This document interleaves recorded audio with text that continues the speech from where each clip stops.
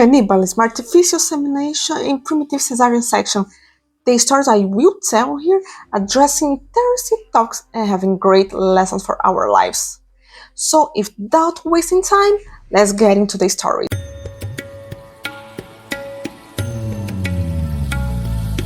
For those who don't know me, I am Gigi, a Hindu Latina, and I came to talk to you about 4 weirdest stories from Hinduism.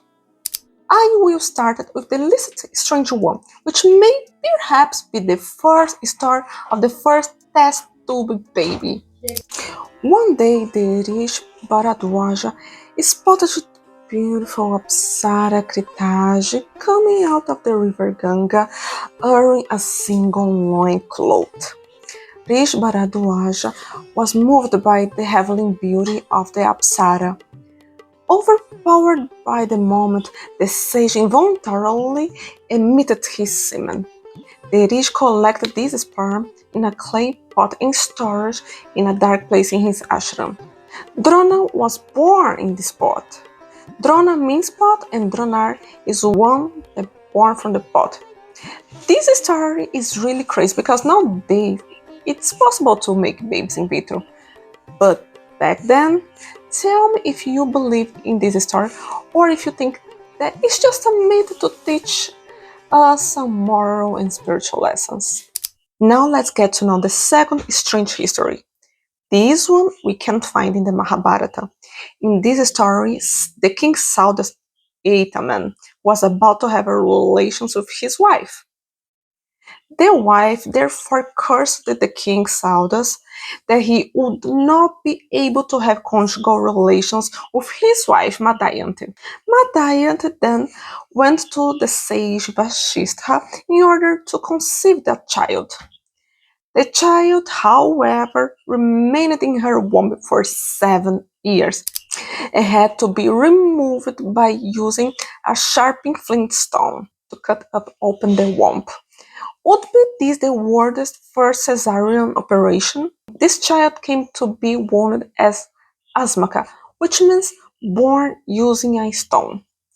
This story is really interesting and difficult to understand, but it portrays something that is very common today, cesarean birth. Can you imagine the pain? And the worst thing, in Mexico, a woman did this in herself using a knife. I cannot imagine the pain that she felt. But now I will tell you a weird story that some people see as grotesque because it deals with a controversial topic, cannibalism. But we must remember that these stories are not just stories. They are full of lessons about human behavior. In the Vishnu Purana, it's really different from this one that I just told you. We are told that the king had killed a tiger, who was a shape-shifting Rakshasa. The angry Rakshasa brother decided to take revenge.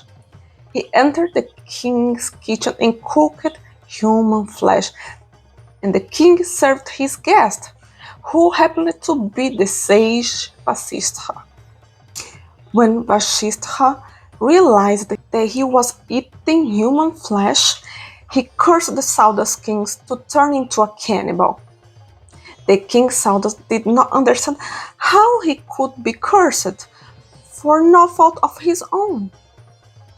Angry, he took up some water in his palm and chanted a magic formula, with the intention of hurting Vasistha.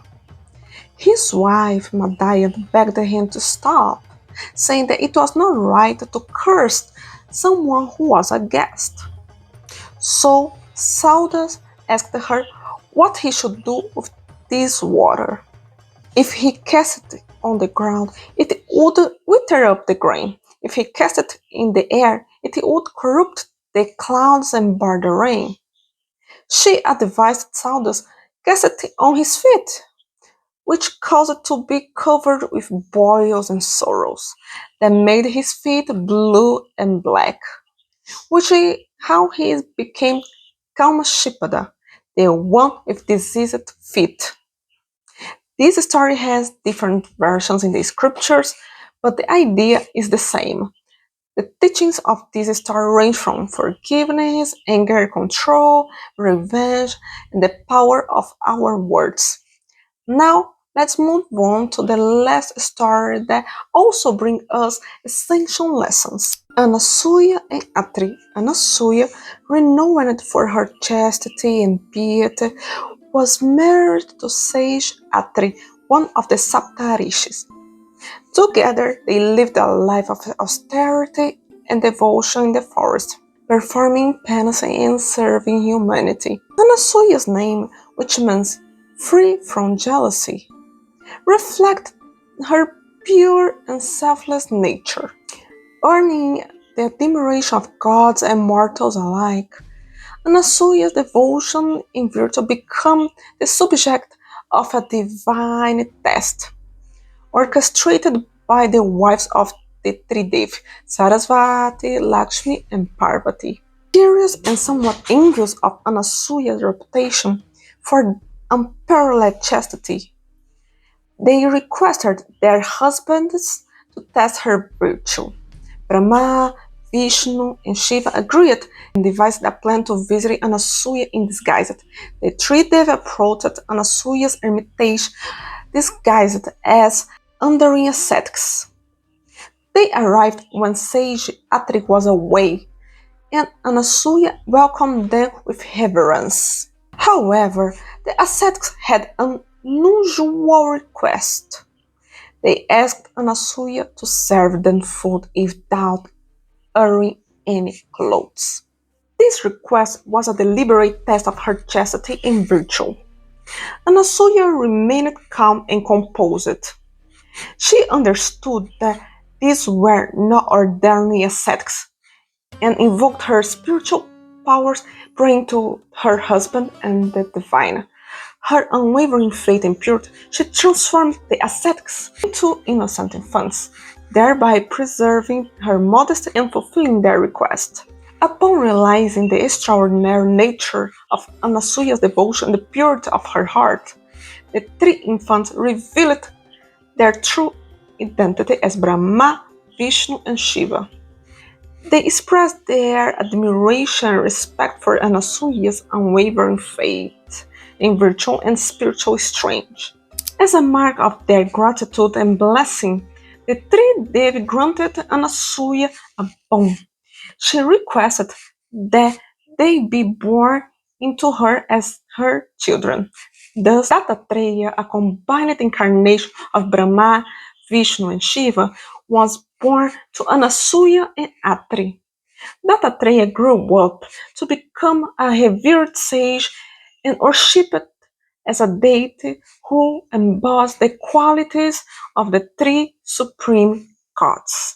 Now tell me in the comments, if you could ask a boon for the gods, which thing would you like to ask for? Tell me in the comments because I want to know. In the story of Anasuya and the three Devi symbolize the triumph of virtue and chastity over challenge and temptations.